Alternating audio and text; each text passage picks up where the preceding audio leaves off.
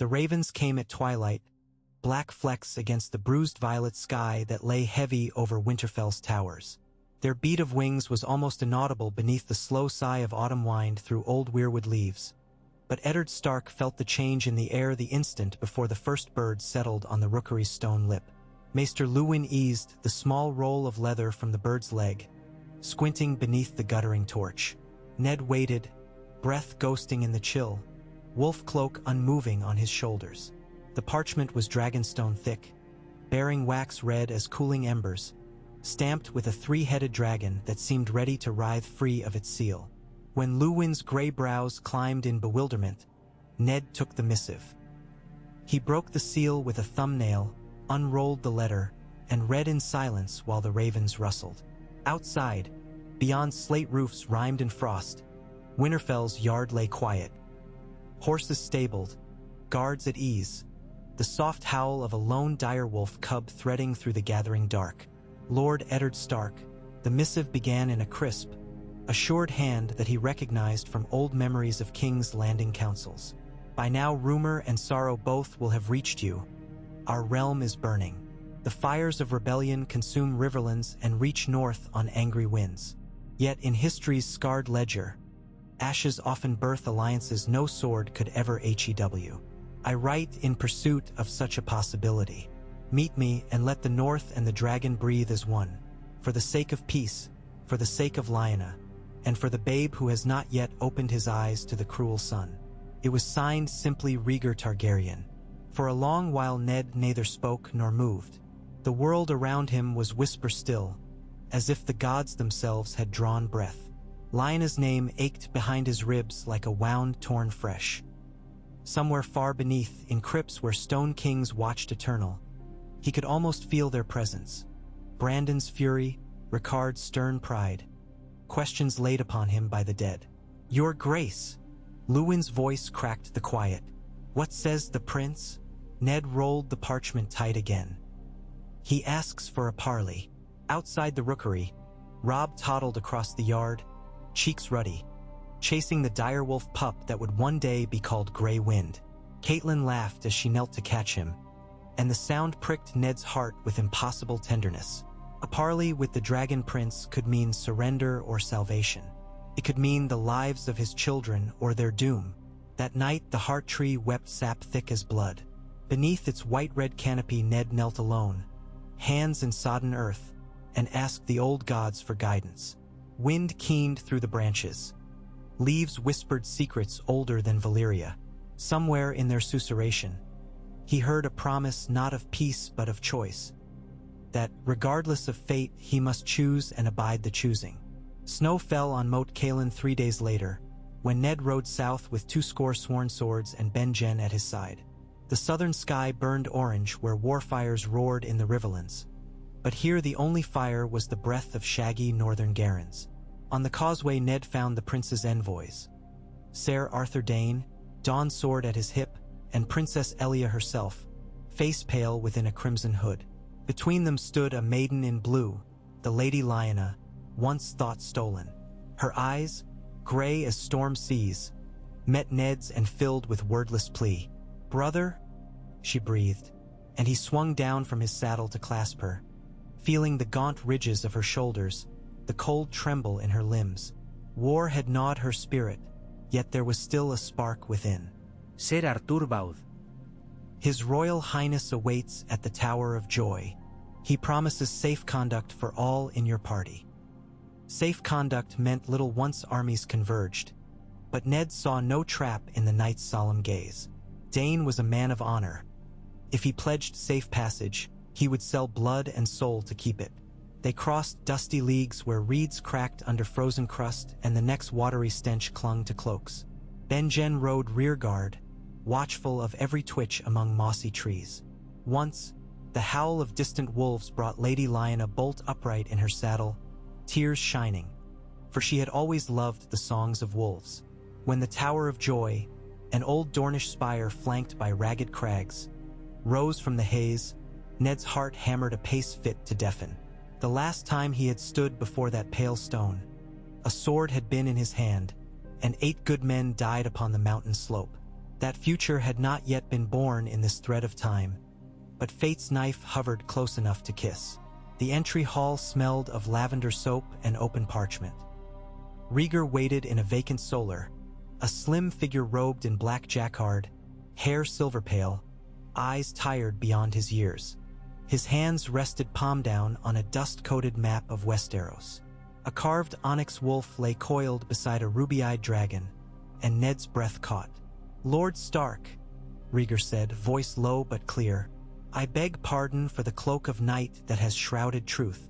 I have erred, and all the realm bleeds. Yet I believe there remains one path unwalked, where an ice and fire might quell storm." Benjen bristled. "The realm bleeds because your father burned innocence and because you took my sister from her home." Rhaegar bowed his head. "Truth. I failed to reckon with hearts beyond my own. Lyanna came willingly, though I know that means little in the ears of grieving men. The Mad King's crimes are another matter, and for those I carry burden of blood despite disagreement. Yet war grows monstrous. With Robert's hammer and my father's wildfire, Westeros may drown entire in ashes." Ned stepped forward. "What is it you propose?"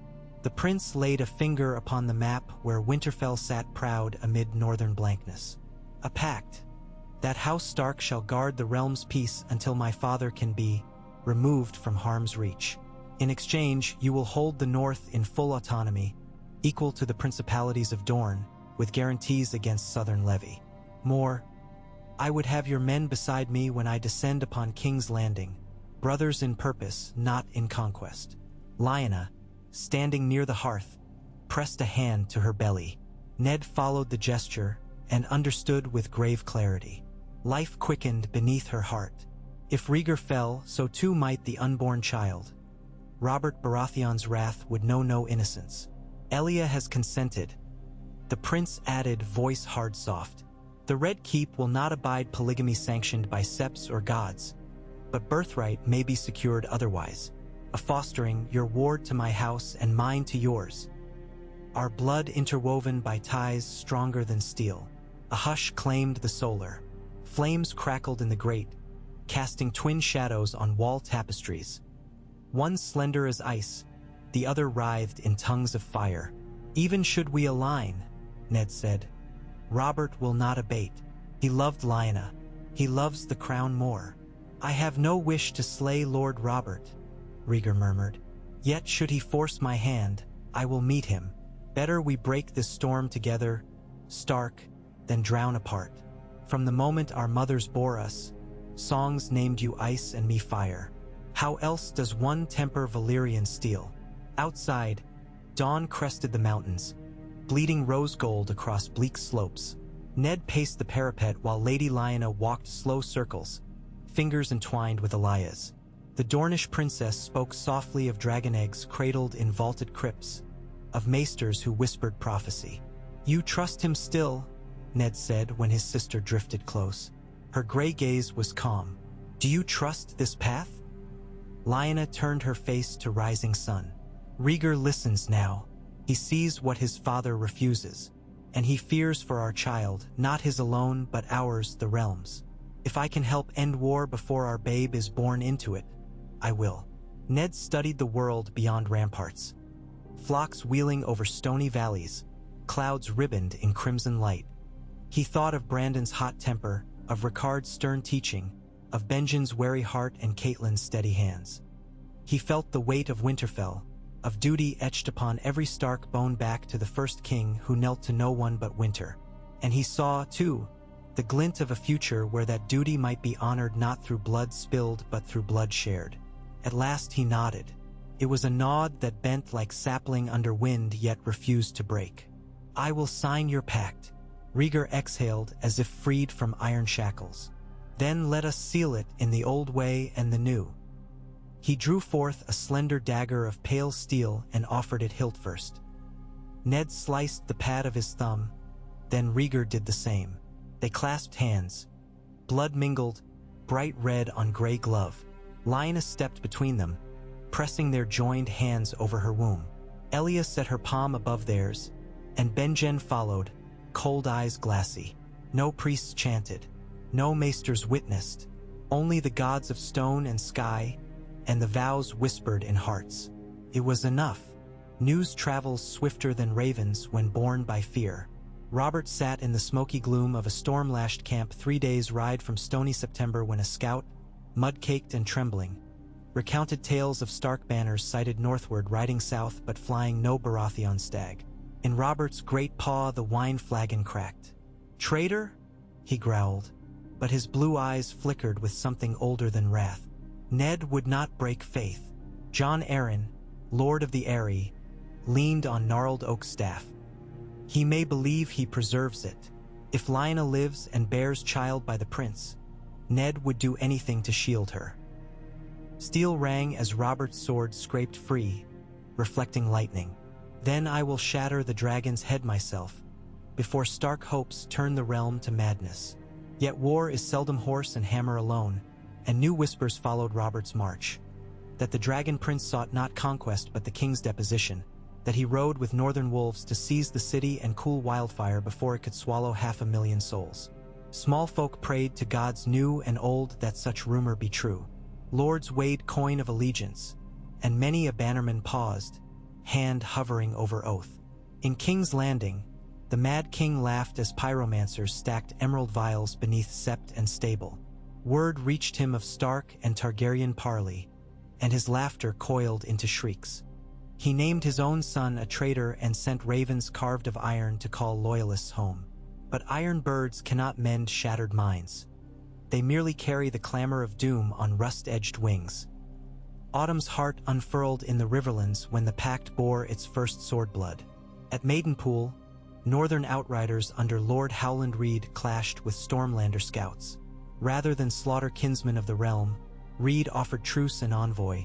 Words were spoken beside quiet stream under weeping willow, and 2 captains left that meadow with hearts uneasy yet seeds of doubt stirring.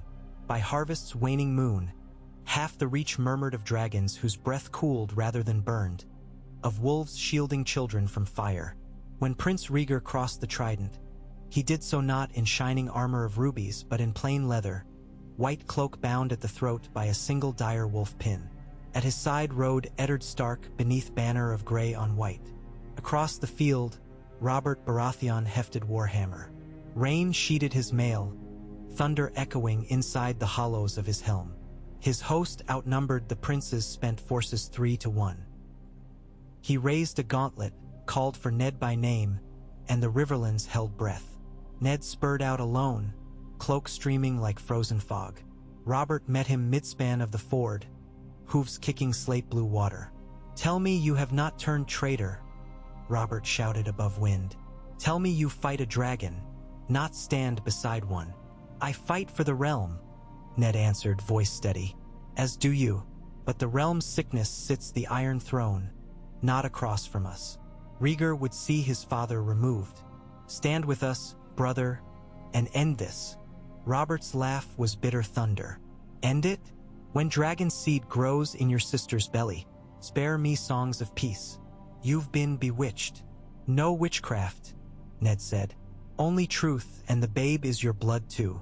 Lyanna carries Stark as well as Targaryen. Will you slay your own nephew?" Robert's hammer dipped. Rain spat from its blunt steel. His eyes flickered, pain warring with rage, love with betrayal. "Lyanna chose," Ned pressed. "Not abduction choice. She would speak it herself if you would but listen." Wind howled across the ford. Robert's jaw worked soundless, and for one heartbeat Ned believed he saw the boy beneath the warrior, the youth who had laughed in Winterfell's yard, arms about Lyanna, speaking vows of springtime. Then memory broke as surf breaks on cliff. Robert lifted his hammer. "Bring her forth," he called. "Let me hear it from her lips. Else I fight, and gods help us all." Ned raised a hand. From Stark lines a small escort rode. Ser Arthur, Elia, and at their center Lady Lyanna beneath a waterproof cloak of sable. She drew back the hood. The field fell silent. Robert swallowed, throat bobbing. "Lyanna," she urged her mare closer, stopping a spear's length away.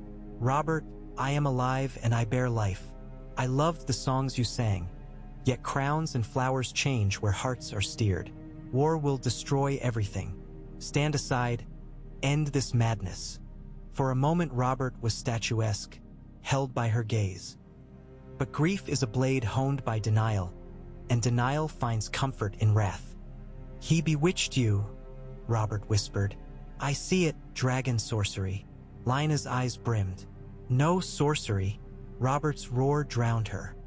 He wheeled his warhorse, raised hammer skyward, and the Stormlander host surged forward. Battle that followed would be sung of in a dozen differing tales. Some would claim it ended in hours, others that sun died twice before swords ceased clashing. Yet in every telling, one truth remained. Neither Robert's hammer nor Rhaegar's courage felled the other. Instead, when Aerys Targaryen opened King's Landing's gates to Tywin Lannister's gold-clad columns, wildfire casks were set to ignite, and a green cataclysm lit the night. Flames rose as high as the September's 7 spires. Towers burst like rotten fruit. Smoke turned sky to poisoned dusk. The Lannister lions, hoping to claim city in bloody pageant, found themselves devoured by emerald jaws. Half of King's Landing burned, yet still enough walls stood for chaos to reign. From the flaming ruin fled Lord Varys with chains of children. From Red Keep dungeons crawled skeleton courtiers. And on a charred stair of the throne room, the Mad King finally laughed himself hoarse before collapsing beneath a beam wreathed in ghost fire. When Rhaegar and Ned, united battalions trailing, arrived at the city's smoking gates, they found corpses lining cobbled streets, tongues blackened, armor melted like wax. Their armies braved choking haze to put survivors to rest and quench flames. 7 days and nights they labored, water wagons, maesters, priests of R'hllor praying to crimson suns, until smoke thinned and the Iron Throne stood revealed amid ruin. In that throne room Rhaegar climbed steps slick with ash. He did not sit. Instead, he turned to face his war council Ned Stark, Jon Arryn, Howland Reed, and Barristan Selmy. "Let no man claim this seat until realm's wounds are tended," he decreed. "The crown has earned naught but scorn. We shall govern as council until peace is grafted like sapling to soil." Rumors sprouted quick as mushrooms after rain, that a prince of Dragonstone had forsaken kingship, that a northern lord whispered in royal ear, that wolves prowled Red Keep corridors. Some cheered, some fumed, but hunger trumped fury. Bread wagons and healers' tents followed the council's edicts, and King's Landing took succor where crowns had offered none. Winterfell's ravens carried tidings home. Lyanna delivered a boy with eyes of storm gray and hair pale as snow-dusted cinders. She named him Aemon Stark, for old kings of both lines. His birth cry stirred direwolves and hatchling dragons alike. Gifts from Dany, Rhaegar's sister, who sent 2 warm eggs north beneath obsidian silk. On the day Aemon first laughed, the small council decreed equal rights for North and Dorne, charters signed with wax of wolf, sun, and dragon entwined. Merchants toasted a new era. Septons preached of balance. The Citadel's archmesters sharpened quills, recording history's pivot toward uncertain dawn. In the Vale, Robert Baratheon brooded within the Aerys sky cells, chosen imprisonment over exile. Jon Arryn visited him often, speaking of forgiveness, yet Robert spoke only of ghosts. One evening he broke his chain, stepped through Moon Door, and vanished into the azure depths below, leaving the realm bereft of its Thunder Lord. Cersei Lannister, widowed before wed, wove new plots. Tywin recalled surviving swords and built walls of gold around Casterly Rock. The Reach, leaderless after war's reaping, bent knee to Highgarden's new lady, Margaery Tyrell, who penned olive branches east and west, speaking of harvests, not battles. Years slipped like beads on prayer cord. Aemon Stark, at 5, walked Winterfell's ramparts with a shaggy white puppet heel and a tiny dragonet perched on shoulder, scales opal-flecked. When the creature spread stunted wings in frostbright air, folk whispered of futures where dragons flamed not conquest but warmth against winter's endless night. But beyond eastern seas, dark sails gathered. In shadowed halls beneath Ashai, priests dreamt of bleeding stars. And far north, beyond the wall, blue eyes glittered in caverns of ice. Eddard Stark stood once more beneath the heart tree, hair silvered by seasons. Snow sifted like soft ash across black-green limbs. He watched his son, Wolf Boy, Dragon Boy, spar in yard with Prince Rhaenys, whose laughter rang bright as steel. He thought upon the years, the battles fought within hearts, the treaties written in hope, the lives spared by choices measured in blood. Peace, he knew, was never forged once and forever. It was hammered anew each dawn, brittle yet shining. Fire and ice did not blend into gentle spring. They strove, hissed, cooled, burned, and in the clash birthed life that could dazzle or destroy. He touched bark veined red. Old gods, he murmured, may we keep the pact we struck, and may it hold when winter truly comes. A gust of wind answered, scattering snow like stardust. Somewhere high above, a dragon's infant roar met the howl of a grown direwolf, and for the briefest breath the two sounds twined, promise and warning braided in the crisp northern air. Eddard Stark closed his eyes and let their song carry forward into the long years yet unwritten. Snow lies thick as eiderdown upon the fields around King's Landing, softening the ruined sprawl where blackened rafters still jut like broken ribs. Wind whistles through half-shattered windows, carrying the tang of salt from Blackwater Bay and the faintest sweetness of bakeries rekindled on Street of Flower. 6 moons have passed since the green conflagration, and winter's first true breath blankets the city in white hush, as if the gods lay gauze over a wound to coax the flesh beneath to knit.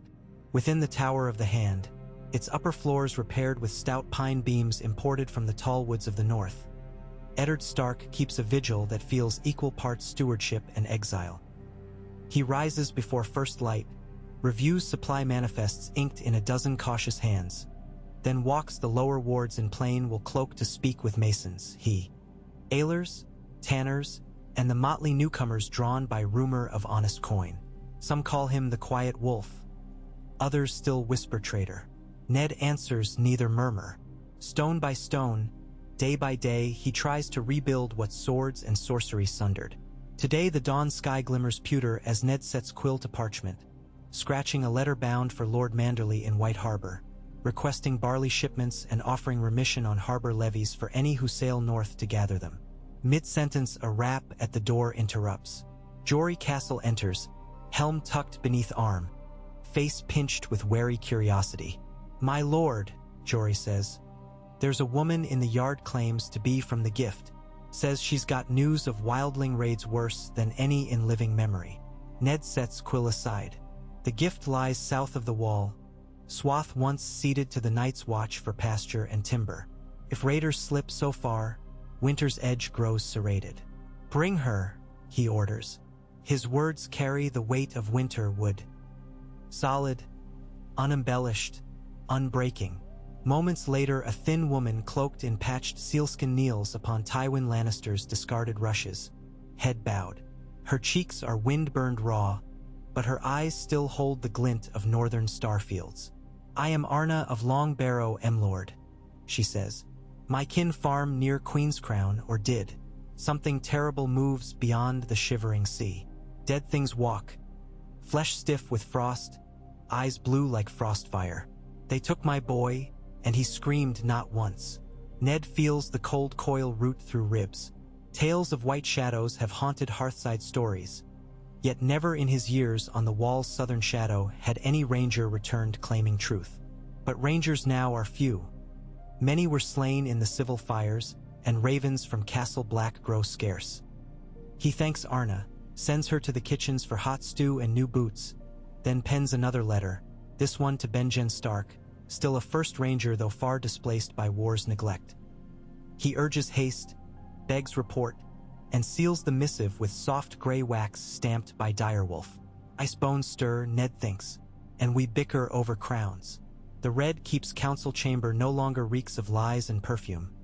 Now it smells of wax, dust, and the faint crispness that follows pruning of dead branches from an orchard. Rhaegar sits the long table's western end, ink-stained cuffs rolled, eyes sleepless but alive with delicate intensity. Beside him Princess Elia holds parchment bearing lists of orphans now sheltered in September of the Handmaid. Across the table a perennially dour Stannis Baratheon, summoned south to fill his late brother's vacant voice. methodically reviews shipyard ledgers. Ned enters, bows a fraction. "The gift bleeds," he says without preamble. "Wildlings possibly, worse perhaps. Benjen must be warned." He passes the letter down. Rhaegar peruses the script. "A threat in the north while the realm still sucks at the teat of famine is a dagger pressed to our spine. Supplies must go." He looks to Stannis. "Lord Stannis, can the royal fleet spare hulls for grain northward?" Stannis's mouth thins. "We have 6 cogs seaworthy, bent to ferry lumber down from Crackclaw for the repair of Dragonpit. With refit those ships might weather the bite, though winter gales eat masts like licorice. Find crews who fear winter less than they crave gold," Ned replies. "I will pledge Stark silver for hazard pay." Elia smiles faintly. "Gold we have scarce, silver less, yet goodwill enough to pay 3 quarts worth of debt. Still we shall find coin. House Martell owes us wagons of Dornish wine. Likely some barrels will fetch price enough to fit sails." Rhaegar leans back. "Then so be it. We will relieve the gift. Ser Barristan, draft orders." The old knight bows, but Ned's gaze lingers on the letter in Rhaegar's hand. "There is more," he says. "The woman spoke of white corpses standing. I do not oversell." Stannis snorts. "Ghost stories. The Watch has cried false winter too oft. I would sooner believe in Merlings." Rhaegar considers. "Yet wildfire was once rumor too. I will not discount fears north of the neck." He taps the map of Westeros pinned to tabletop, finger resting atop pale bulwark of the wall. "If true, we face peril beyond any throne quarrel. I propose we dispatch riders to every Lord Major. Call for muster come spring, not for conquest, but for common defense." Stannis raises stern brow. "And what of the Iron Throne's authority even to ask such muster? You refused coronation. Lords do not dance forever without a piper." Rhaegar's voice is soft. "True, the realm needs more than counsel. It needs symbol. I have thought on this." He glances down the table to where 2 figures stand shadowed near lead pane windows. One dark as smoked glass, the other lithe, fair. They step forward. Lyanna Stark, slim though motherhood has lent new curve, and little Aemon, toddling clutch hand on embroidered hem of his mother's gown. Rhaegar lifts his son to view. "Let this be our pledge. A line binding north and south, the white of ice and red of fire. I will accept crown only under one condition, that the ceremony be witnessed by all great lords, and that Lord Eddard Stark stand as hand to the king thereafter, his position irrevocable save foul treason." Silence gathers like wolves round fallen heart. Stannis presses lips, weighing. Elia nods, tears bright. Ned's heart throbs with foreboding weight. Crown or not, war's embers yet simmer. To stand as hand is to walk a blade without hilt. Still, refusal would fracture delicate peace and leave realm rudderless against night. He meets Rhaegar's violet stare and offers a shallow nod. Then the quiet wolf shall lend his voice. From gallery above, crows kept by Grand Maester Nicholas shift restless. Their claws scrape stone. Ned wonders if they feel the tremor passing through destiny's web, or merely hunger. Across the sea's dull green plain, somewhere beyond Pentos, a narrow ship beats northeast past Lyssa's perfumed isles. On deck stands Ser Jorah Mormont, salt-crusting beard, cloak faded to umber by brine. He watches waves with a hawk's wary patience, guarding 2 slender figures. Viserys Targaryen, hair like tarnished silver, and his sister Daenerys, nearing 12. Viserys paces, muttering fantasies of golden thrones and red keeps. But Dany cups warmth of 3 dragon eggs against her chest beneath sable coat. Sometimes at night she swears she feels faint heartbeat within stone shells. She dreams of forests of snow and walls of ancient ice, of a boy with wolf's eyes laughing beside a hatchling of pearl-gilt scales. She does not yet know the name Aemon, but dream whispers promise they will meet. Captain Quoro of the Summer Isles charts course for White Harbor. Gold from Rhaegar's secret coffers lines his strongbox, payment for ferrying royal kin to Westeros under sails unmarked. Quoro sees storms forming astern, cloud anvils bruised purple. He prays to see gods but keeps bow true.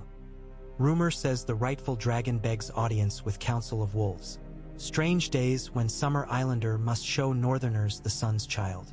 Back in King's Landing, 400 masons labor each dawn on the great September of Baelor. The sept was spared wildfire's kiss, but the hill around is blistered black. Bells half-melted hang mute. Septons speak of cleansing flame, though green. Rhaegar funds their re-raising grudgingly. Coin flows from crown's scant coffers into marble pillars and stained glass resurrecting. Far below in Flea Bottom, gossip flows quicker than coin. Children who scavenge charred alleys sing of little dragon wolf, who will ride a beast of snowfire to melt the wall. Some small folk speak with awe. Others spit, thinking of new taxes sure to follow. Grown men argue over whether the king or hand truly rule. Through all this, Varys slips like smoke. Still master of whisperers though bound by oath to new order, yet who binds a spider. One hush-heavy evening, Ned follows Varys through dim corridors beyond throne room. The eunuch pauses by a crumbling niche where old torch marks scar stone. My lord hand, Varys titters. Whispers swirl that certain powers in Old Town gather scrolls on long night prophecies. Archmaester Tarly studies comets. He believes a red star shall herald doom unquenchable. Varys' smile is thin as hair. Better we ready hearth than trust silent stars. Thank you, Lord Varys, Ned replies, ears ringing with thoughts of Arna's tale. Summon Tarly to court come spring. We'll have truth, if any. Yet Varys' soft shoes quite fail to hush memory of his earlier counsel. Power resides where men believe it. Ned thinks of blue-eyed corpses and wonders where belief will reside when such phantoms stride south. Winterfell in deep January. Moonlight gilds battlement hoarfrost like shattered glass. Little Eamon totters across training yard bundled in wolf fur. 3 feet behind Stalk's ghost pup, red eyes watchful. Beside them Lopez the dragonet, whom Lyanna names Snowfire in jest. The hatchling's wings still stubby, but it already breathes thin wisp of steam. Old Nan mutters prayers each time she spies it. Maester Marwyn the mage, visiting from Old Town, coos as though seeing miracle. Benjen Stark returns at dusk through Hunter's Gate. His rangy Garen lathered, eyes sunken. He sits Ned down at fire, voice low. There are tracks on the wrong side of wall. Dead men's tracks, feet bare, leaving no blood though skin cracked black. Garth of Greysteel saw them first. We followed to an abandoned wildling camp where corpses lay arranged like offerings, limbs gnawed by chill. No sign of your white-eyed fiends, yet every ranger felt them watching. Ned rakes hand over beard. We muster supplies, send grain, draft miners to hasten repair of old castles. The watch must be bolstered. He exhales. But we need more than swords. We need answers. So letters fly again. Ravens to Old Town, to Storm's End, to the Eyrie, even to Casterly Rock where Lord Tywin sits behind doors of gold and spite. Ned entreats. Send archivists, send scholars, bring every tale of the long night.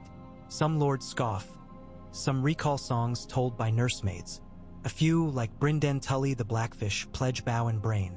On the first day of the new Godsworn year, the coronation arrives. Word spreads across 7 kingdoms by hawk and by hope. Prince Rhaegar, slayer of no one in final battle, will take crown not for conquest but for covenant. Great lords travel. Mace Tyrell brings train 2,000 strong. Hostine Fry limps with 100 sons. Lady Olenna slides through camps dispensing scorn and sugared lemon cakes. Even Balon Greyjoy anchors in Blackwater with scorpions leveled yet accepts escort to the throne room under pledge of safe conduct. The Iron Throne gleams, scrubbed and hammered.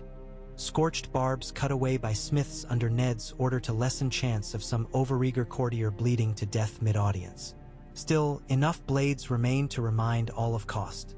Rhaegar stands before it in black scaled leather. Over his breast a brooch twines silver direwolf and red dragon in circle of glass candles. A symbol hammered from shards of swords melted by wildfire. Lyanna at his side wears gown of frost blue wool trimmed in ghost fur. Elia stands on other flank draped in martel yellow. Their fingers intertwine. Septons intone, and Tyrell trumpeters blow hush into marble vault. No great outcry meets the placing of crown. Only solemn rustle, as if all realized story grown too large for jeers. When the starry cloak settles on Rhaegar's shoulders, a hush thickens like snowfall. Rhaegar does not sit. He faces those assembled. "I vow," he says, voice echoing, "to wield this crown not as sword but as shield. Let my first decree bind north to south, light to dark. From this day the realm shall send tithe of grain, coin, and knowledge to Castle Black, so that watchmen may stand against night returning. And let every house, great or humble, know their children's children shall share in safety purchased by union, not debt." Murmurs ripple. Tywin's golden brow lifts. Mace Tyrell nods approval. Balon Greyjoy scowls but says naught. And Ned, cloaked in direwolf gray, steps forward his hand. He kneels, swears oath, and when he rises he feels weight heavier than any blade. The realm's brittle hope. Afterward, in Godswood transplanted by gardeners behind Maegor's holdfast. Slender weirwood sapling, leaves crimson fire. Ned finds Jon Arryn waiting with parchment. "Letters from the Eyrie," Jon says. Robert's cousin Lord Harbert claims storms end in Robert's name. He marshals what remains of Stormlanders, swears never to bend to dragon again. Ned pinches bridge of nose. Rhaegar will seek peace, but Harbert may only understand steel. "Let us pray Harbert values his men's lives more than Robert valued his pride," Jon sighs. Across courtyard, Aemon plays with young Marjorie Tyrell under watch of Ser Loras, whose green cloak flutters like spring meadow. Snowfire flaps onto parapet stone, chirrups at low sun. Children laugh. Dragon sparks send tiny wisps across winter's glaze. Ned watches them, thinking of prophecy and of graves. The child's giggle sounds like northern stream thawing. He wonders how many such giggles will fade before darkness lifts. He wonders if hearts that forged pact may yet hold when ice and fire test their weld. In the crypt below Winterfell, a pale blue flame flickers low within a glass candle, the same that once lit Valyrian freehold towers. Maester Marwyn studies its constant burn. As he catalogues runes on stone lids, he hears faint rumble far off, like glacier grinding mountain. He snuffs candle, heart pounding. But far beneath even crypt roots, in caverns where first men painted walls with blood of enemy kings, something else stirs. A cold breath sighing awake, as though candle flare shook dust of ages from slumber deep as sorrow. Blue motes blink, vanish, blink. Above, stark skies fill with crows. Spring bleeds north at snail's crawl while storm's end bristles under slate clouds. Lord Harbert Baratheon thunders across drum tower battlements bellowing that dragons hatch new tyranny. He drills archers to notch barbed shafts, aims siege scorpions at sea come dawn. Yet not all his men share zeal. Some recall Robert's downfall by stubborn wrath. Outside his walls a lone rider approaches. Ser Davos Seaworth, former smuggler, now envoy. He carries parchment bearing the new king's seal intertwined with direwolf. He begs safe audience. Harbert near spits, but a Stormlander inner circle persuades to parley. They lost sons at Trident. They crave healing, not more hollow oaths. In the fortress's feast hall, Davos kneels and unscrolls decree promising full pardon, lowered tariffs, and seats on small council for Stormland's representatives, plus coin to rebuild Rainhouse and insular Weeping Town. Yet the real prize, Rhaegar's vow to honor Robert posthumously as defender of the realm, acknowledging his courage even though destiny parted their ways. Harbert's anger strains leash. Memories of Robert's laugh echo like thunder rolling out to sea. Davos speaks soft of winter's specter, of white nights deeper than storms. Slowly the Lord's glower clouds with doubt. Coin and honor weigh heavily, but heavier still the thought that he might doom realm by clinging to ghost. He promises reply by fortnight. Davos rides back through salt rain praying that men's hearts prove more supple than iron. Back in King's Landing, Grand Maester Nicholas pores over scrolls from Old Town, nostrils twitching at candle smoke. One treatise, older than Aegon the Conqueror, speaks of others whose touch steals warmth and whose blades of ice shatter steel. Nicholas's finger trembles, tracing illustration of a spiral of corpses. Rhaegar and Ned read by his side. The pattern, Nicholas murmurs, matches arrangement Benjen Stark described bodies offering. He shivers. Rhaegar steeples fingers. Then we prepare. Barristan will drill new wardens of the watch. Knights sworn solely to defense of realm, answerable to king in hand yet stationed along the gift. He glances at Ned. We need generals unburdened by court intrigues. Ned suggests Ser Brynden Tully, Lady Asha Greyjoy if Balon consents, and Ser Garland Tyrell measured heart. Rhaegar nods. Plans laid, letters penned, steel forged.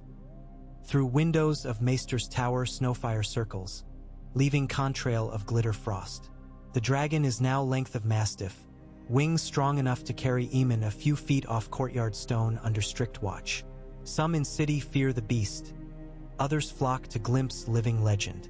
Rhaegar orders construction of mews atop Old Maegor's tower, cages of Valyrian chain for if beast should grow restless.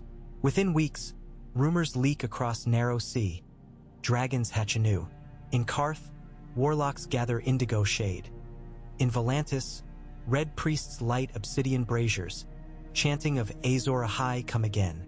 And on Skagos, where cannibals tell stories by moonlight, a man with one eye dreams of snow-white WRM and gentle boy astride. In the dungeons beneath Red Keep, Varys meets with shadow beyond iron bars. Tyreek Lannister, once page, now conspiracy's pawn. Tyreek babbles of Uncle Tywin reforging alliances with Bravo's bankers, raising sell sales, scheming revenge. Varys listens, eyes glittering. He later whispers to Ned how Golden Lion still prowls. Ned arranges for quiet riders to observe Gold Road, intercept letters. He dispatches Ser Jorah and 10 silent sisters disguised as pilgrims. He prays Tywin stays behind walls, but doubts. Along Wall's crest, ghost snow drifts knee-deep. Jono Slint now commander by default, numbers under him scarcely 400. But supplies from south trickle by barge, grain, lamp oil, warm cloaks. Morales steers. Benjen leads ranging parties each week, mapping corpse piles, noting unnatural chill where air frostbites without wind. On one sortie they find shattered weirwood, its face scraped blank. Ranger Arthur mutters that gods have turned away. Benjen refuses despair. He presses forward till tracks vanish into gorge where darkness pools midday. One night Raven flaps to Castle Black bearing black parchment. King Rhaegar summons Lord Commander to King's Landing for council of war. Slint balks. He believes watch stands apart from kings. But ravens after carry tokens. Ancient oath scraps quoting Night's Watch shall take no part except realm's defense. Slint yields grudgingly, naming Benjen interim. He rides south, cloak trailing like dying comet. Benjen watches him vanish and wonders which is worse, old pride or new fear. The day Daenerys steps off ship at White Harbor snow spins like powdered pearl. Lady Willa Manderly welcomes with feast of baked cod and honeyed oats. Dany stands before hearth, cheeks pink, eggs cradled in blanket. She feels them pulse faint warmth, though fire roars at her back. Yora kneels before Lord Manderly offering sealed commands.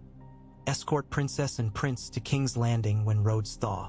Willa loans swift riders, but begs they tarry until her brother Wyman returns to witness living dragons. That night Dany slips to battlements to gaze across Dark Harbor.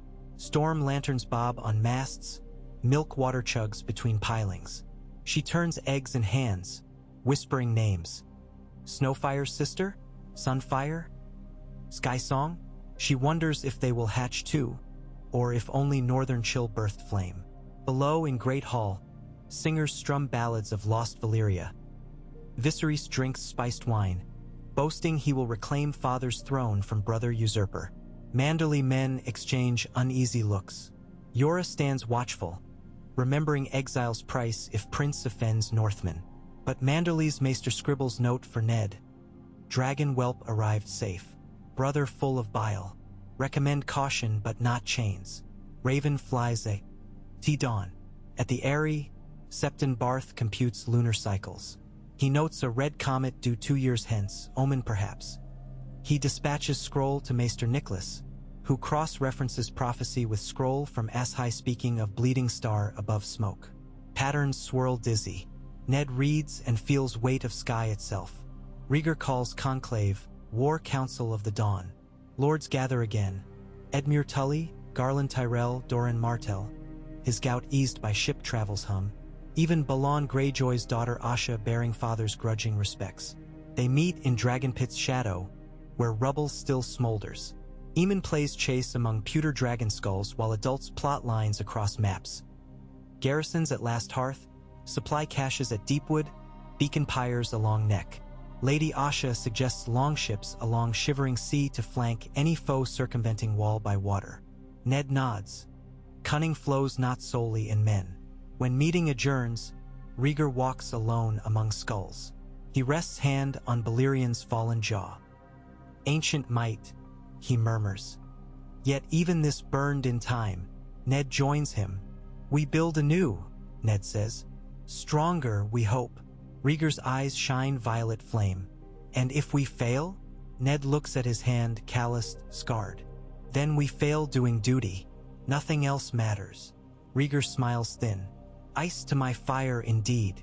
Above them, snowfire circles once, releases whisper of smoke, as if marking vow in drifting ash. But far north, on Nightfort's desolate ruins, frost thicker than steel creeps across stone. In chamber where old Black Gate once breathed, a figure kneels. Gaunt, hair white, eyes blazing cobalt.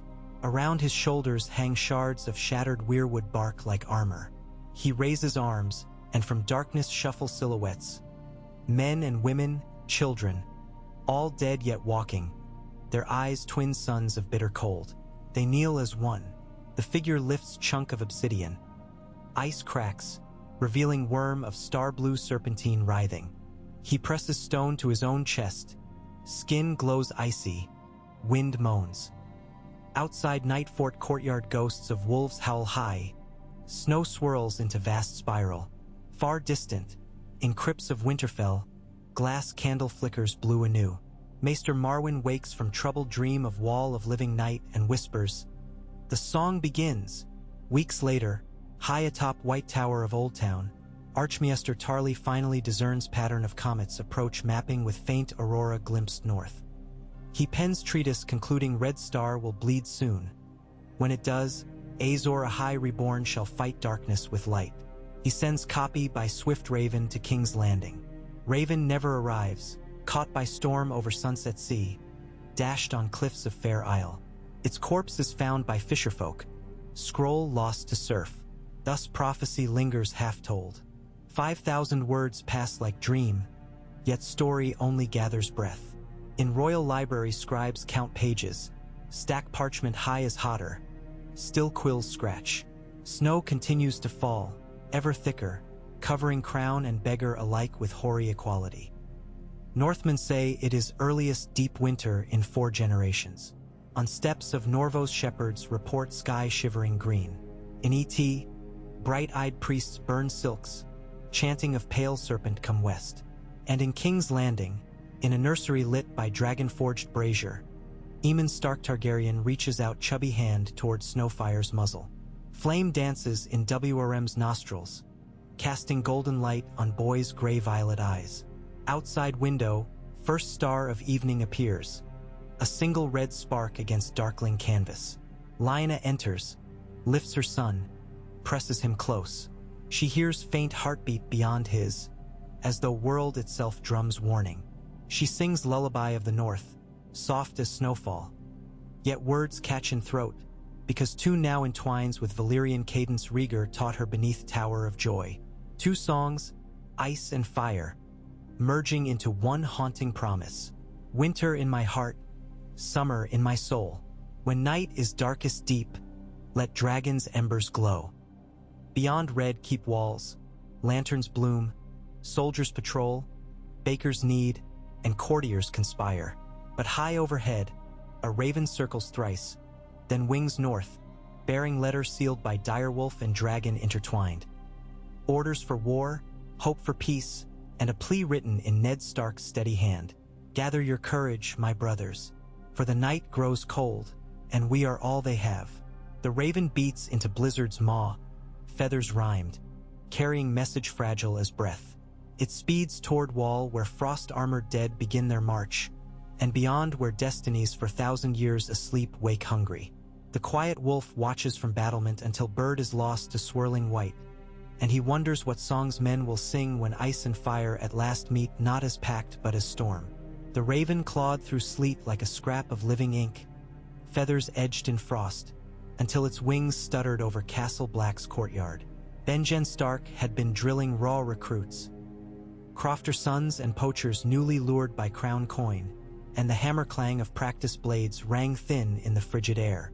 But when the bird tumbled from sky and thudded upon the snow-packed yard, Benjen felt a prickle run his spine. He knelt, pried the gray wax seal, and read the familiar slanted hand of his brother. "Gather your courage, my brothers, for the night grows cold, and we are all they have." Beneath those words lay orders. New supplies inbound, rangers to be stationed at the abandoned castles of Icemark and Greyguard, beacon pyres to be raised at every mile. And another line, scratched as if Ned's hand had trembled. "Send south the truest witness you can find." Benjen closed his eyes a breath. The only witness fit for kings and councils was the corpse he and his men had found 3 nights past, one that wouldn't stay dead. Deep beneath the Shadow Tower, in an ice-glazed cell walled by black stone older than memory, the corpse now waited. It had been a man once, judging by the ragged scraps of boiled leather clinging to its frame, but frost had twisted its limbs into angles no living joint could hold. Skin parchment thin and moon-pale stretched over bone. Fingers were black glass talons. Eyes, when they did open, glimmered sapphire deep as glacial water. Benjen could bear only minutes in that claustrophobic dark before torch flame guttered to wisps and a terrible cold gnawed his marrow. He feared what the thing would become once exposed to warmer climes, but Ned's letter left no doubt. Proof must accompany words, and if that meant escorting death itself south, Benjen Stark would guide the procession. He gave the order at dawn. A cage of weirwood slats, bound with iron, lined in runes carved by the old wandering crow Corrin Halfhand. 5 of the best rangers, Alice Tallheart, Donal Noy's nephew Peter, a shy summer islander nicknamed Sweet Lemon, the silent giant Yoren the Axe, and Benjen himself, would travel with the corpse to Winterfell, then on to King's Landing. The journey would be cruel, the truth they bore crueler. That afternoon snow fell so thick the sky seemed to crush the world beneath a white anvil. Benjen watched the cage hauled onto a sled dragged by shaggy sure-footed Garrans. As he turned from the yard he caught movement atop the wall. A small cloaked figure, Samwell Tarly, now steward, raising one trembling hand in farewell. Benjen nodded back, silent prayer in his heart for all who remained behind. Hundreds of leagues south, the royal nursery echoed with Aemon's delighted shrieks. Snowfire, now as long as a roe deer and twice as curious, had discovered the way torchlight glittered upon its milk opal scales. Each time the dragonet twisted in the air, spreading newly muscled wings, pale iridescence rippled across walls and ceiling like submerged starlight. Lyanna clapped as the creature came to perch on her forearm, claws delicate as embroidery needles. The beast's weight tugged but did not wound. The scaled feet were soft as suede where they rested on her sleeve. Elia sat nearby stitching a tiny cloak for the prince. "He grows hour by hour," she murmured. "Faster than fairy tale." "Dragons do not heed mortal seasons," Lyanna answered, smoothing Snowfire's ridge. "Yet I think Winterfell's magic quickened him. He was born of ice and fire in equal measure." Across the room Aemon toddled toward a stack of carved direwolf toys. Snowfire watched, eyes swirling amber with flecks of topaz, and emitted a low croon half purr, half lullaby. Lyanna felt warmth pulse through her palm, a gentle heat, as though embers slumbered beneath the scaled skin. Sudden knock. Ser Barristan Selmy entered, bowed. "Your Grace, Prince Viserys and Princess Daenerys have reached the city walls. The king requests your presence in the throne room." Lyanna exchanged startled glance with Elia. They'd not expected the siblings so soon. She slid Snowfire to its rock perch, pressed kiss to Aemon's brow, and followed Barristan through fresh-plastered corridors. King's Landing still bore scars. Charred stone, twisted ironwork, window arches yawning like toothless jaws. Yet banners now fluttered above each repaired tower. White Wolf and Red Dragon conjoined. Small folk paused mid-task to bow. Lyanna offered them shy smiles. She remembered the fear in their eyes on the day wildfire ate the city's heart, and she vowed never to let such terror rule again. The throne room doors groaned wide. Rhaegar stood halfway down the blade-lined steps, crown of beaten ironwood leaves upon silver hair. At the foot of the dais waited two travelers, a willowy girl draped in heavy furs over linen so fine it nearly shimmered, and a young man wearing finely cut but weather-stained cloak of midnight blue. His eyes, pale violet, flicked over the blades of the throne with naked hunger. Viserys bowed with a flourish. "Your Majesty, brother." Yet the title rasped, grudging. Daenerys sank to one knee, heat blushing her cheeks. "Your Grace." Rhaegar descended, arms opening. He embraced Daenerys first, then clasped Viserys by the shoulders. "You've traveled far. I am glad of your safety." His voice held genuine affection, but beneath it Lyanna sensed apprehension. Rhaegar's memory of childhood days when Viserys laughed beside him seemed to war with the latter years in exile, when bitterness must have festered. Lyanna stepped forward, inclining her head. "Welcome, Princess." "Prince. I am Lyanna Stark, wife to your brother." Viserys' glance slid over her like chill drizzle. "Your position, Lady Stark, is unusual, but I suppose the realm demands many strange unions." His gaze shifted to the small stump where Mad King's pyromancers once displayed victim skulls. "Does it also demand dragons be caged?" Rhaegar stiffened. "Snowfire roams God's wood and courtyard as he pleases. He is no prisoner." Viserys' lips curved thin. "Yet rumors claim you would have his future bridled for war." Lyanna spoke, voice even. "The realm faces a horror rising in the far north. If dragons can shield the innocent, should we deny that shield?" Viserys opened his hands, as though presenting invisible argument. "Power harnessed so rarely remains kindly, my lady. Brother, dragons are Targaryen birthright. To share them with wolves." Daenerys' soft voice interrupted. "We traveled months amid storms and spies. At every harbor, folk starved. They prayed for hope, not thrones." She stepped closer to Lyanna. "If dragons can be hope, we mustn't hoard them." Viserys flushed. Rhaegar placed hand on his shoulder. "We will discuss all. Tonight you'll rest, feast, then we meet counsel." As pages led siblings away, Lyanna noted how Viserys' posture stiffened with every stride, like a man girding himself, not for war alone, but for some imagined grievance too long nursed. Davos Seaworth's knuckles whitened on his sloop's tiller as the Stormland's coast bobbed in gray twilight. He'd left Storm's End with Harbert's sealed reply, a scroll smelling of pine pitch and grudging acceptance. The Lord would bend knee if granted seat on council, plus legal adoption of Robert's bastard, young Edric Storm, so the boy might inherit certain holdings. Davos reckoned the king would find such terms reasonable. Rhaegar cared for children's futures more than Lord's pride. Yet Davos's mind weighed heavier news. A Braavosi fleet spotted off the Shield Islands, warships bearing no banners but hulls trimmed in bright crimson. Rumor said Tywin Lannister had pawned golden sword hilts to hire every sell-sail from Pentos to Myr. A quiet war waged with coin rather than open banners. The quiet wolf might appreciate irony. Spray lashed Davos's face. He'd known the sea long and bad, could smell trouble in salt. Tywin's fleet aimed not for open engagement but for choke.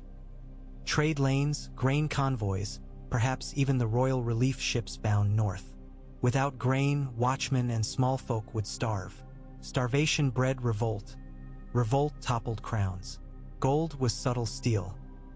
He steered past gnarled reefs, prayed to mother and stranger, and vowed to reach Blackwater Bay before the lion's claws. In the citadel of Old Town, glass candles blazed restless emerald. Archmaester Tarly and Marwyn the mage pored over star charts pinned to sweating sandstone walls. Marwyn struck knuckle against a drawn circle where a red comet's arc intersected glyph of a blazing sword. "We are late," he hissed. "The sign nears. We debate tea leaves. Tarly adjusted spectacles. Scholarship demands caution. Scholarship will burn if others cross the neck, Marwyn snapped. Have you assembled the dragonglass? The large-bellied archmaester swallowed. Every shard we can mine from Dragonstone's old slag. Still not enough. Then we send ravens south and north both. And we pray trust outweighs pride. A sullen apprentice entered, bearing raven from King's Landing. Nicholas's seal. Marwyn broke it. Council gathers again. They ask for all knowledge of obsidian's use in ancient war. Finally sense. He rolled the scroll, thrust it into Tarly's hands. Ready wagons. We depart at dawn. And the library? If the world freezes, parchment will warm no hearth. At Casterly Rock, torches guttered in long hall of the Hall of Heroes. Lord Tywin paced slow, armor polished to dusky sheen. His war council, Kevin Lannister, the tall Sellsword General Miles Toyne, and a Braavosi banker named Caro Vallis, watched him shape silence like sculptor. Reports from the east? Tywin asked. Toyne spoke. The fleet weighs anchor near Tarth, awaiting wind to slip north. They bear 2,000 Myrish crossbows and thrice that in Braavosi oarsmen. Quiet as you wished. No banners, only red hull stripe. Tywin nodded once. When they strike, it must be swift. Grain fleets, then shipyards. Hunger will do my bidding better than swords. Kevin shifted uncomfortably. Rhaegar's counsel shows strength. Even Balon's daughter swore fealty. Tywin's gaze cut him. Fealty frays under famine. And wolves do not rule long in southern sun. His jaw flexed. Let them host coronations and councils. We shall host the purse. Caro Vallis tapped ledger. And our repayments, my lord, will be met. Once the Starks beg funds to feed their frozen north. Tywin's mouth curved thin as garrote. Then lion's share grows. Outside, autumn tide churned slate-colored against golden cliffs. Seagulls wheeled, shrieking as though scenting carrion to come. Night settled over King's Landing. In the Godswood, tiny snowflakes drifted like drifting ash upon Blackwater Pond. Rhaegar walked the moss causeway alone until lantern light waned behind him. He knelt by thin sapling weirwood, pressed palm to red-veined trunk, and whispered a song older than Aegon's dream. A lullaby the children of the forest taught first men across star-speck nights. He sang of dawn chasing night, of heart's warmth kindling ancient frost. As final note faded, footfalls crunched behind him. Ned emerged, cloak ringed with hoarfrost. You still seek counsel in song. It was prophecy in mine youth, Rhaegar answered. Yet prophecy misled me once. He stood, watching moon's reflection ripple on water. This new age we forge. Sometimes I fear we lay bridges over chasms we cannot see the bottom of. Ned considered, then spoke quiet. Bridges are hope, but we must anchor them in stone. They walked side by side to parapet, city lights blinking gold below. Benjen rides, Ned said, tone bleak, with a corpse that walks. Proof. Rhaegar's hands tightened on balustrade. Then songs were truth. The others rise. Aye, Ned's breath plumed. We need every house, every sword. And dragon, Rhaegar murmured. Viserys resists sharing power. He will test us. Then we show him the darkness at the door. Even pride yields to night. Rhaegar nodded, but concern lingered. They parted, each bearing weight heavy as crown. 6 days later, White Knife Estuary shimmered under weak sun as Braavosi galleys slid upriver, oars biting silver water. Townsfolk of Torrens Square gathered on quays, marveling at red-striped hulls. They assumed trade convoy. None saw crossbows tucked beneath barrels. At mid-river, the lead galley loosed a single coral skyward signal. Sailors drew weapons, grapnels hurled, docks seized. In moments, watchtowers burned. On board flagship Catspaw's Bargain, Captain Aelquo Adaris consulted scroll bearing Tywin's lion seal. His mission: capture grain shipments bound for watch, torch what could not be carried, and leave northern ports in chaos. For each ship scuttled, Tywin would pay weight of its mainmast in silver. Aelquo grinned, teeth gold-capped, and ordered sails trimmed. North wind rose, carrying smoke and cries. In Winterfell solar, Catelyn Tully read reports with growing dread. She dispatched ravens to White Harbor, Deepwood Motte, Bear Island. Maester Vayn feared message delay. Storm clouds stacked along horizon like angry gods. Yet within hours an answer came swift as dragon's wing. Lady Asha Greyjoy, aboard longship Seaspite, was patrolling Shivering Sea. She would intercept if wind served. Greyjoy's, ironically, now Shield of North. Catelyn Titan Shawl. Wolves and krakens might hunt together after all. On a lonely stretch of the King's Road, Benjen's party pressed south. The caged corpse remained inert by day, but at dusk its eyes flickered, burying the company in dread hush broken only by crackle of fire. Alice Tallheart would not remove her hand from pommel entire night. Sweet Lemon hummed soft island dirge to counter cold. On the seventh night storm clouds swallowed moon. Benjen set double watch. Yoren the axe paced near cage, axehead glinting embers. Hours passed. Then, like breath sucked from lungs, silence deepened. No wind, no owl cry. The corpse sat upright. Yoren's shout roused camp. The creature's eyes burned neon frost. Its mouth stretched in voiceless snarl. Iron bindings snapped like twigs. In heartbeat corpse lunged forward, impaled its black nails through cage bars seeking flesh. Donal's nephew Peter thrust torch, but flame fizzled in an impossible gust of cold.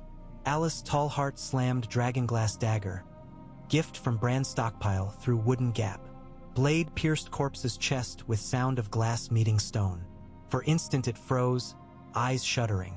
Then a screech like cracking ice cut night and corpse collapsed. Smoke curling from wound before body shattered into shards of brittle flesh. Benjen knelt, chest heaving frost. Splinters of bone scattered among snow. "Gather what remains," he ordered. "Kings must see with their own eyes what we face." They rode at dawn with burlap sacks of corpse fragments rattling like wind chimes of death. That same dawn, in chambers overlooking the maiden vault, Viserys stood before polished copper mirror brushing hair. Behind him Ser Jorah Mormon. He lingered like wary hound. Jorah had served loyally across seas, but the prince's bitterness curdled more each day. Viserys caught Jorah's reflection. "Ser," he returned brush to table. "How fares my sister this morn?"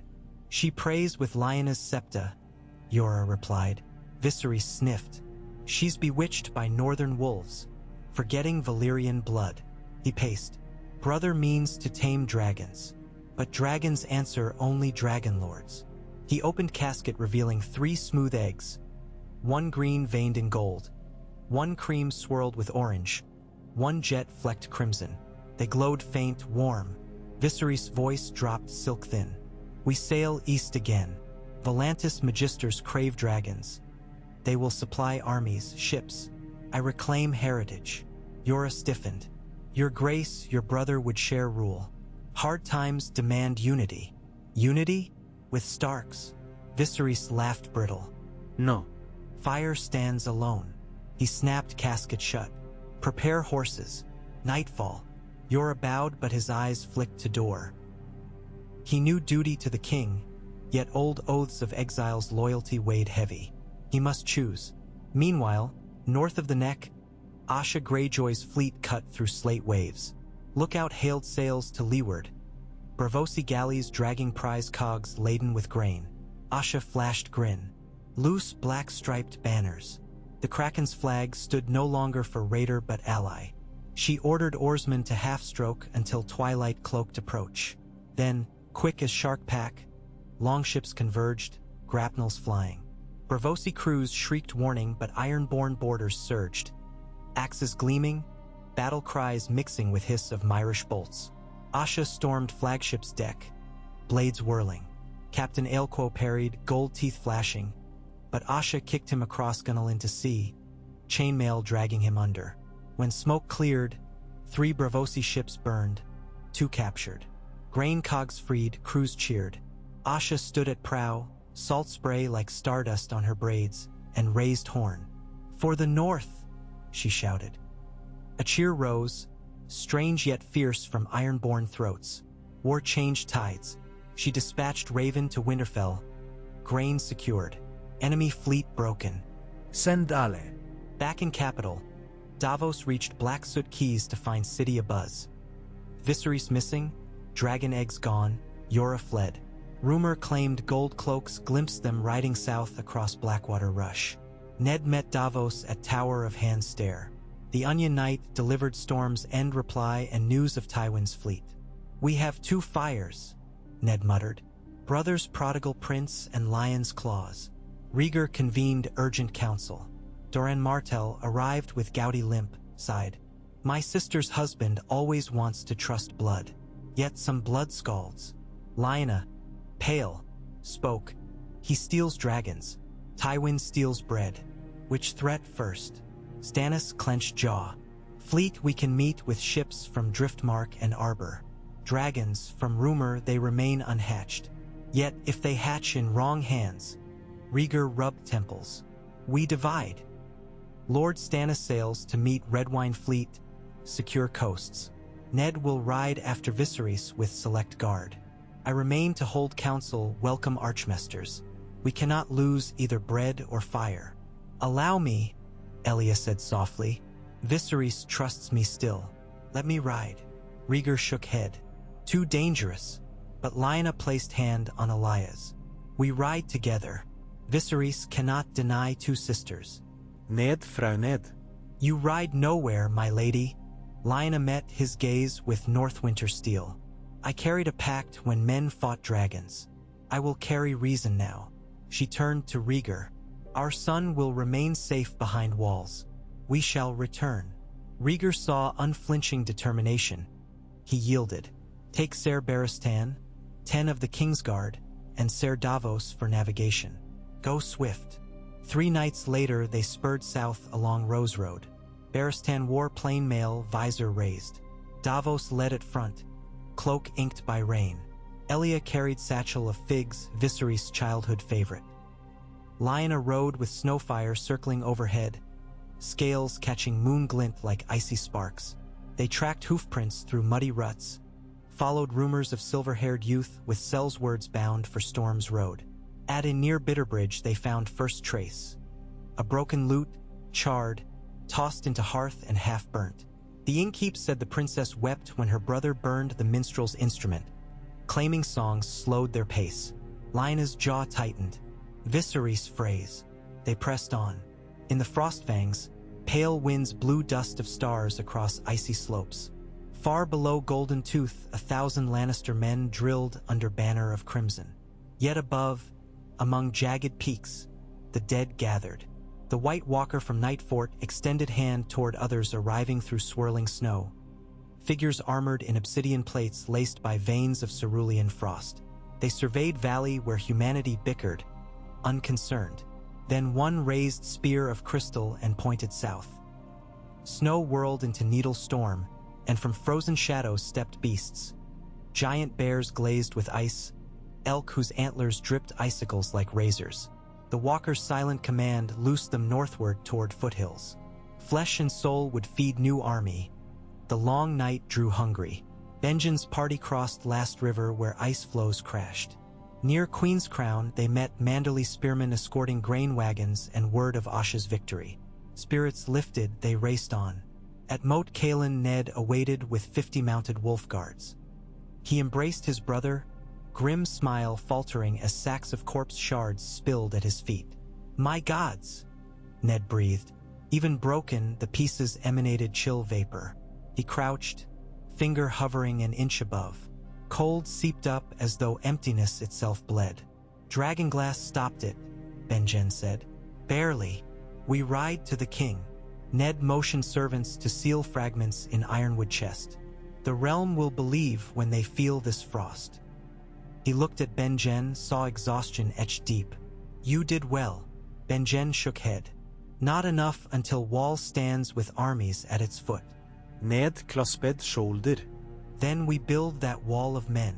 At King's Landing, Rhaegar greeted Old Town convoy. Wagons piled with obsidian daggers, maesters bearing tomes. Archmaester Marwyn bowed.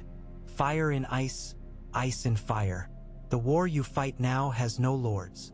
He set crate containing a long spear tipped with pale dragonglass. We call it Light's memory. Rhaegar hefted weapon, weight uncanny.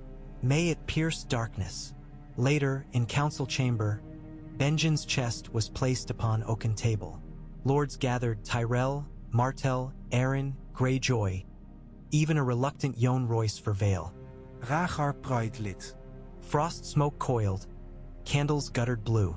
A single finger sat upright, nail black ice. Gasps filled room. Several lords recoiled. Marwyn whispered, "Never let pieces touch warmth." They reawake. Benjen produced dragonglass shard. Pressed tip to finger. A crack sound, finger fell dust. Silence deepened. Rhaegar face dissembled. "This is enemy." He raised voice. "Houses quibble over coin, while winter births death we cannot fathom.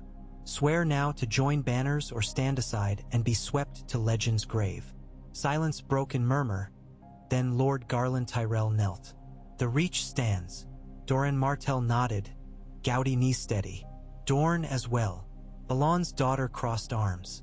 "Ironborn shall raid only dead." Royce exhaled. "The Vale answers." One by one they pledged. Rhaegar turned to Tywin's empty seat. "Send Raven. Last offer." Viserys' flight ended at small port town of Haystack Hall, where Lyseni galleon awaited. Yora confronted him on pier under stormlit sky. "Your Grace, abandon this folly. Realm unites. You would break it." Viserys clutched casket of eggs. "I was king's heir until brother stole crown with wolves. The world shall burn for such theft. Your brother offered seat on council, safe place. Scraps." Viserys spat. "I will carve my own seat from their bones." He shoved past. But riders thundered. Lyanna and Elia leading. Snowfire swooped, roaring. Townsfolk fled. Yora drew sword, stepped between prince and sisters. Viserys shrieked fury. Lyanna dismounted, palms raised. "Brother, stop. Not your brother." Viserys glared. "You are Starkor. Dragon's blood diluted." Elia approached, voice trembling. "Little brother, father's madness scarred us all, but hate begets the same fire." Viserys' hand closed on dagger hilt. Yora moved. Barristan unsheathed, tension like drawn bow. Lightning forked, briefly illuminating scene. Then Snowfire landed between factions, wings mantling. Heat radiated searing. Rain hissed to steam. The dragon stared Viserys, eyes luminous. Something in that ancient gaze shattered the prince's rage. He stumbled, dropped dagger, fell to knees weeping. "I wanted to be loved," he whispered. "To matter." Elia knelt, embraced him. Lyanna exhaled, signaled guards to lower swords. Viserys' tears sizzled on cobbles warmed by dragon's breath. They sailed back within week. Viserys subdued, eggs safe. Rhaegar removed crown from brow and knelt before sibling, promised equal seat at Council of Blood. Viserys, humbled, accepted lesson that power grown from love eclipsed power taken by force. Yet beyond that fragile peace, Tywin's fleet struck again. This time at Arbor's vineyards, torching vintage stores, crippling winter wine supply. Red wine fleet pursued, clashing in Blackwater Rush where thousands of casks burst like bloody petals on water. Stannis commanded Drummond lines, battering Braavosi hulls under catapult. Victory came costly. Stannis lost flagship Fury to Fire Arrow. He survived clinging to driftwood, jaw set like granite. When sailors hauled him aboard rescue cog, he hissed, "We rebuild, we hunt lions." And far north, Walker Host crossed shivering sea ice bridge, reaching islands long abandoned. Fishermen vanished. Torchlights winked out.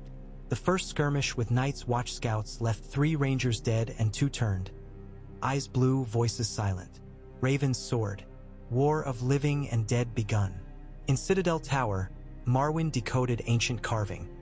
When Prince born under bleeding star wields song of smoke and snow, darkness shall flee.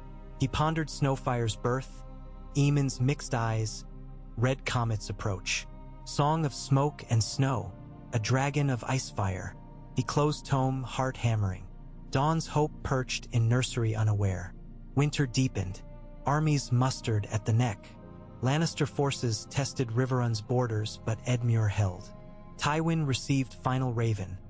King requesting parley. He burned it, stared out golden window at sea. Crimson sun dripping horizon. Let the wolf and dragon howl, he rasped. When winter bites, lion feasts. In the distance thunder rolled. Not storm, but colossal wings beating night. Above Casterly Rock, 3 new shapes writhed. 1 pearl fire, 1 emerald gold, 1 jet red. In White Harbor, Daenerys Targaryen stood upon parapet.